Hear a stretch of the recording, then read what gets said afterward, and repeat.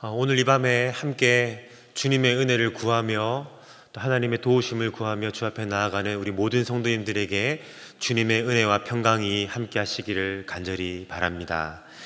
우리가 삶을 살아가면서 보면 우리가 다른 사람에게 부탁을 할 때도 있고 또 우리가 다른 사람의 부탁을 들어주어야 하는 그런 때도 있습니다. 누군가 내게 부탁을 하게 되면 기꺼이 내가 그 사람을 도와주고 싶은 마음이 생기는 사람이 있는가 하면 때로는 마음속에 껄끄럽고 좀 도와주기 싫은 그런 마음이 생기는 사람도 있습니다. 그럼 우리가 하나님 앞에 기도를 드린다고 할 때 그것도 어쩌면 비슷한 그런 상황이 될 수가 있습니다. 기도도 마찬가지일 수 있죠. 우리가 하나님 앞에 기도 드릴 때에 열심히 또한 끈질기게 하는 기도도 참 기도에 있어서 중요한 부분인 것은 사실입니다. 하지만 그보다 더 앞서는 것이 있다면 그것은 하나님과 나와의 관계가 오늘 어떠한가 하는 것이 굉장히 더 중요합니다. 너희가 내 안에 거하고 내 말이 너희 안에 거하면 무엇이든지 원하는 대로 구하라 그리하면 이루리라 라고 하는 이 요한복음의 말씀도 아마 같은 맥락의 말씀일 것입니다.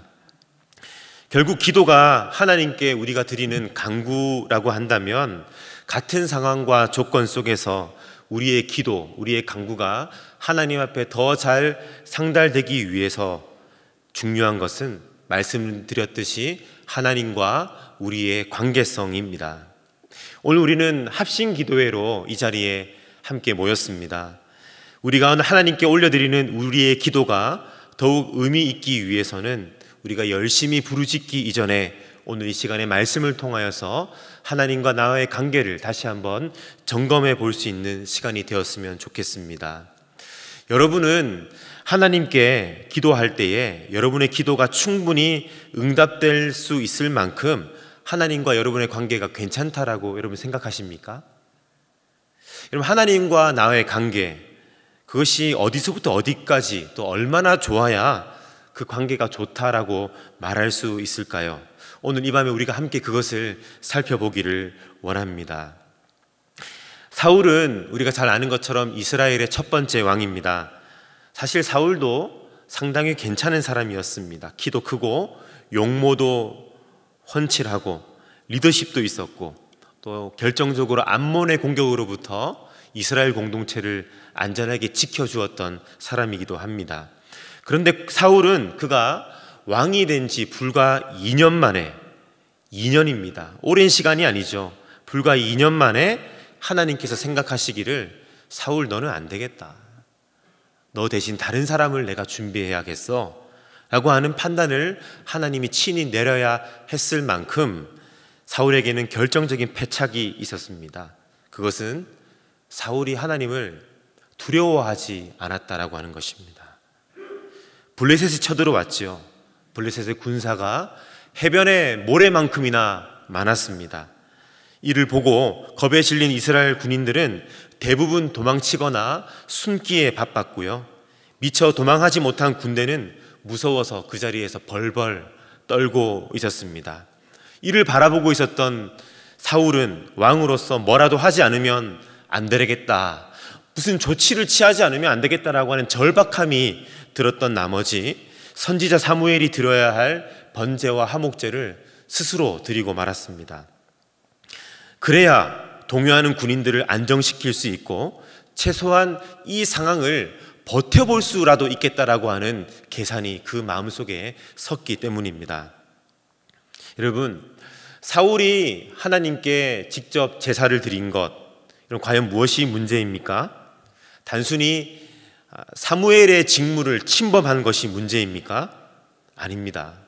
여기서 사울이 저지른 잘못의 핵심은 단순히 제사를 드리느냐 마느냐, 직무를 침범했느냐 말았느냐의 그런 문제가 아닙니다. 이 문제에 있어서 핵심은 사울이 하나님을 경외하느냐, 이 주어진 상황보다 그 무엇보다 하나님을 더 경외하고 두려워했느냐의 문제였습니다.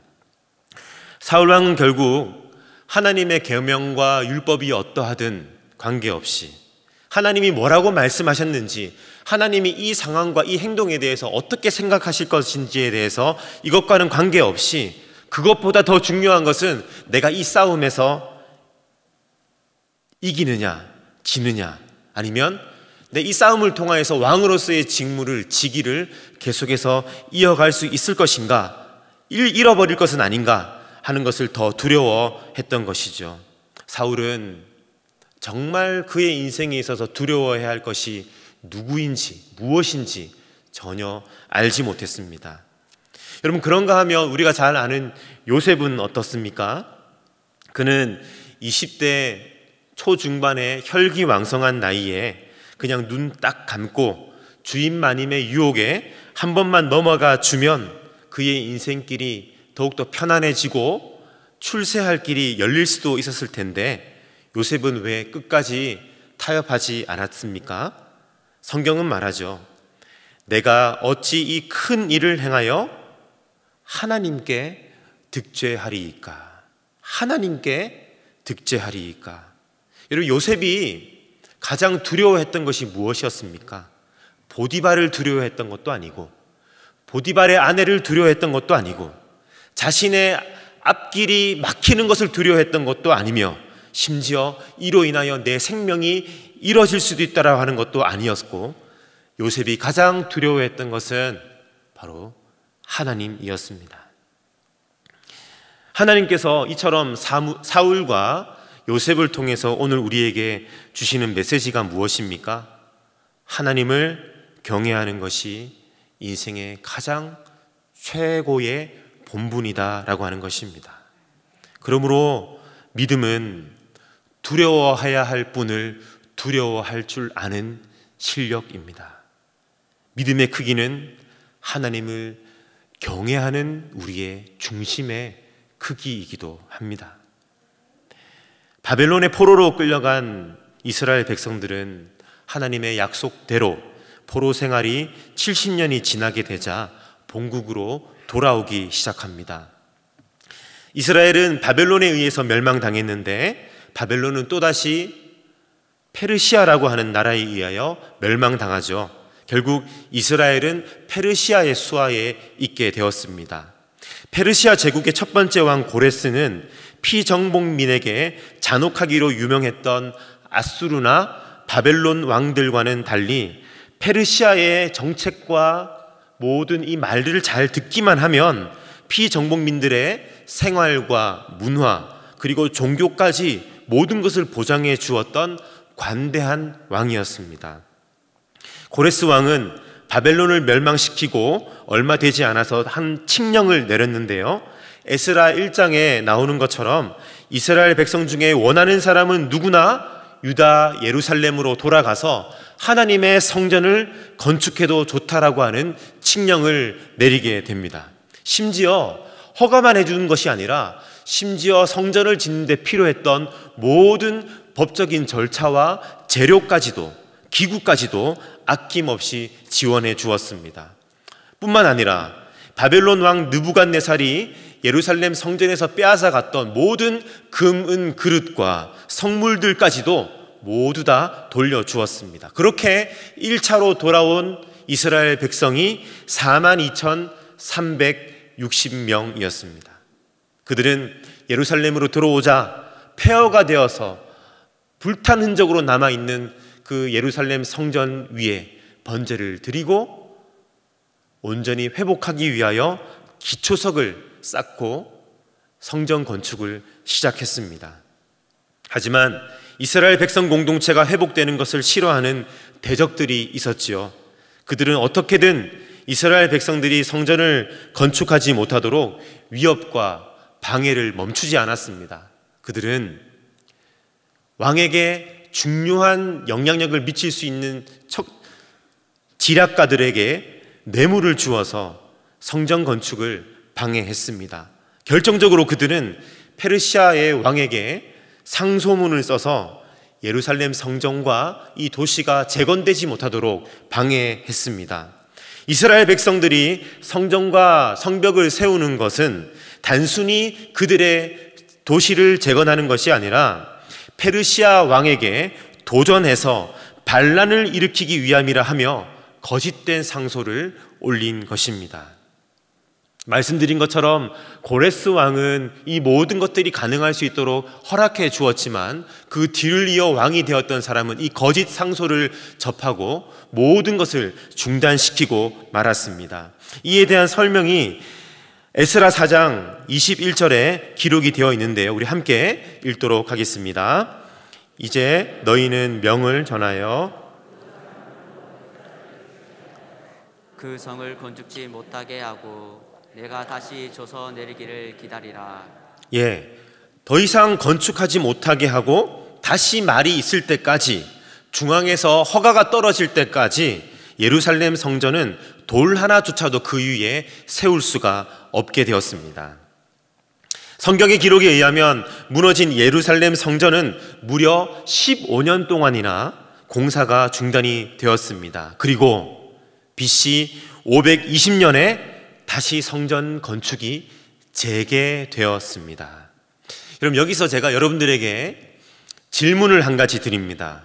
이처럼 대적들의 방해로 인하여 15년 동안 중단되었던 예루살렘 성전 재건이 다시 재개될 수 있었던 결정적인 계기가 있었는데, 여러분 그것이 무엇인지 아십니까?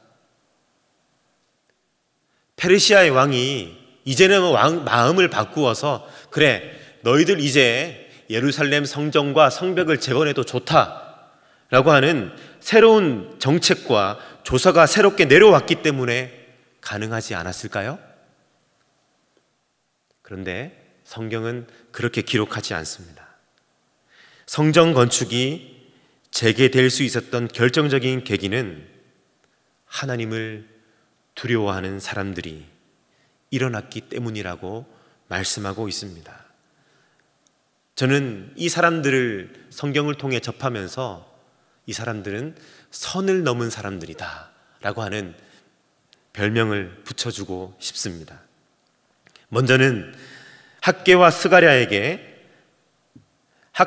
스가랴가 백성들에게 하나님의 말씀을 선포합니다. 우리 함께 읽겠습니다. 너희는 산에 올라가서 나무를 가져다가 전을 건축하라. 그리하면 내가 그로 인하여 기뻐하겠고 또 영광을 얻으리라. 나 여호와가 말하였느니라.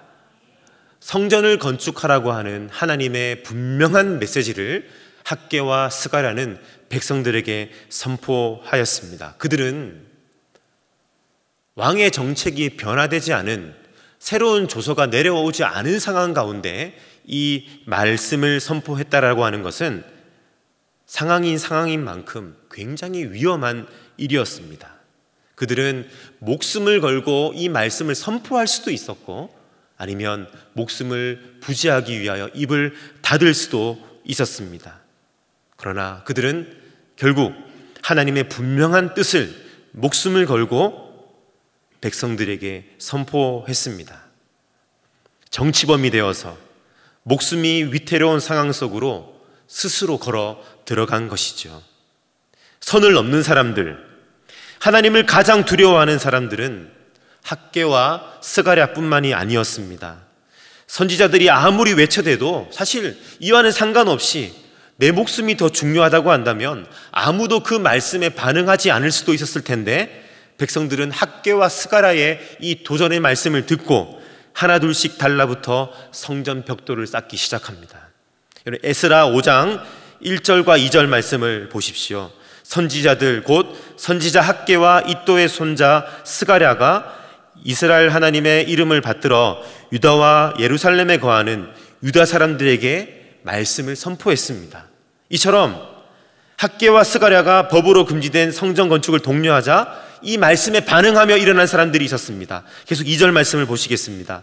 이에 스알디엘의 아들 스룹바벨과 요사닥의 아들 예수아가 일어나 예루살렘에 하나님의 전 건축하기를 시작하며 하나님의 선지자들이 함께 하여 돕더니, 스룹바벨과 예수아가 일어나 성전을 건축하기 시작했습니다. 그들이 앞장서니까 하나님의 선지자들이 함께 일어나 도왔습니다. 목숨을 내걸고 시작한 것이죠. 여러분, 이것이 어떻게 가능합니까? 페르시아 제국의 왕보다 하나님을 더 두려워하는 마음이 없었다면 이것은 불가능한 일이었습니다. 기도의 용사로 오늘 주 앞에 나오신 성도 여러분, 이 말씀은 기독교인들은 법을 어겨도 된다라고 하는 그런 말이 아닙니다.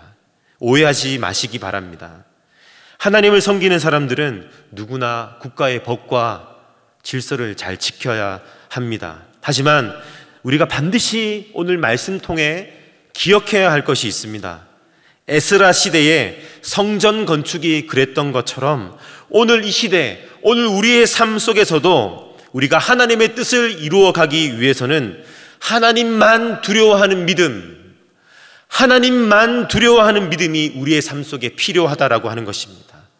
하나님의 말씀이라면, 하나님 그분이 원하시는 것이라고 한다면 앞뒤 가리지 않고 내 자신을 주님께 던질 수 있는 믿음, 하나님은 이 믿음이 준비된 사람을 통하여 하나님 그분의 하나님 나라의 최전방을 확장해 나가는 역사를 일으키시는 것입니다. 이 믿음이 없이는 돌파될 수 없는 영역이 존재합니다.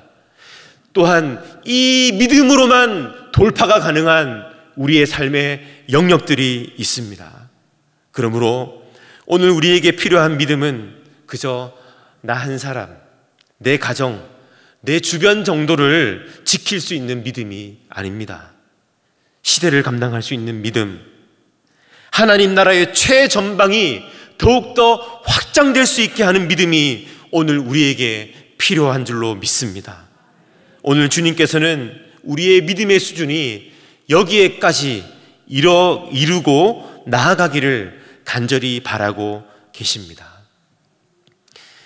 요단강에 발 내딛기를 두려워하는 사람은 요단강을 마른 땅으로 건너 가나안 땅을 디딜 수 없었지만, 요단 강물을 두려워하기보다 요단 강물에 발을 내디디라고 말씀하시는 하나님을 더 두려워하는 사람은 가나안 땅을 디딜 수 있는 주님의 축복을 경험할 수 있는 줄로 믿습니다. 사랑하는 성도 여러분, 오늘 우리를 괴롭히는 두려움은 무엇입니까? 건강의 문제입니까? 관계의 문제입니까? 재정의 문제입니까? 우리의 불확실한 미래가 문제입니까? 앞으로 더 나아가야 하는데 더 이상 나아갈 힘이 없고 능력이 없는 것이 우리의 두려움입니까? 오늘 우리의 두려움을 모두 주님 앞에 고백하며 올려드릴 수 있기를 소망합니다. 여러분, 오늘 우리가 경험하는 두려움, 우리를 괴롭히고 있는 이 두려움이 어디에서 왔든지, 그것이 얼마나 강력하건 관계없이 위에서부터 내려주시는 하나님의 그 믿음의 담대함으로 말미암아 오늘 이 밤에 우리를 둘러싸고 있는 두려움이 눈 녹듯 사라지는 은혜가 있기를 예수님의 이름으로 축복합니다. 아멘. 몸은 죽여도 영혼은 능히 죽이지 못하는 자들을 두려워하지 말고 오직 몸과 영혼을 능히 지옥에 멸하시는 자를 두려워하라 라고 하는 말씀처럼 십자가 위에서 우리를 위하여 자신을 내어주시고 죽음과 사망의 권세를 이기신 그 예수 그리스도를 의지함으로 우리의 모든 두려움을 주님 앞에 맡겨드리며 하나님만 두려워하며 주님만 따르기를 소망하며 나아가는 우리 모든 심령들 위해 하나님의 크신 위로와 기도의 응답이 충만하게 넘치는 은혜가 함께 하시기를 예수님의 이름으로 축복합니다. 우리 이 믿음과 이 간절한 기대와 소망을 가지고 우리의 모든 두려움을 이 시간 주님 앞에 올려드리는 마음으로 함께 찬양하도록 하겠습니다.